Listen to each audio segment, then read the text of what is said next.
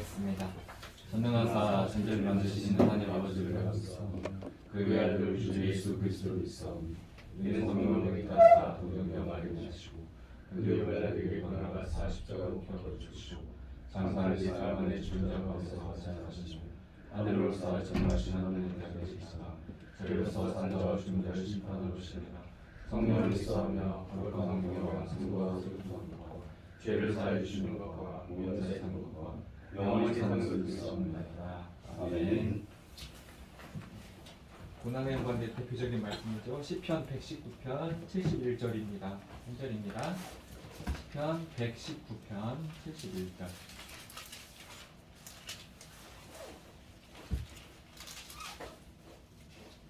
시편 71절 말씀입니다. 함께 읽겠습니다. 시작. 고난당한 것이 내게 유익하라. 이로 말미암아 내가 주의 윤례들을 배우게 되었나이다. 아멘. 테슬라의 CEO 일론 머스크의 면접 방식이 독특하다고 합니다.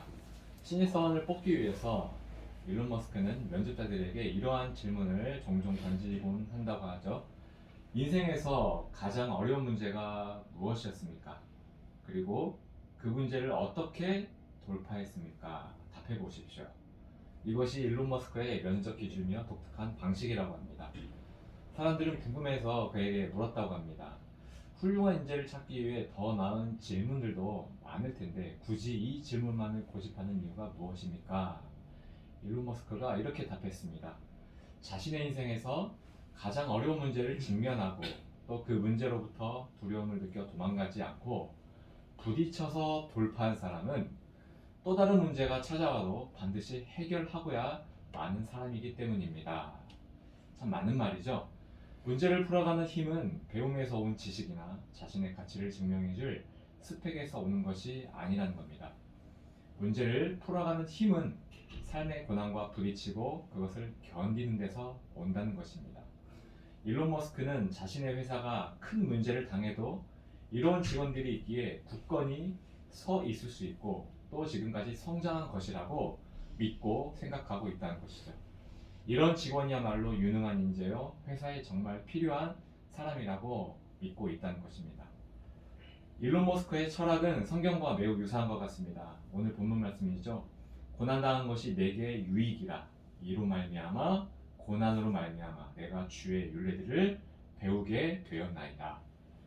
하나님은 이 세상을 향하여 인간이 가nu지 못할 크고 또 거룩한 계획들을 가지고 계십니다.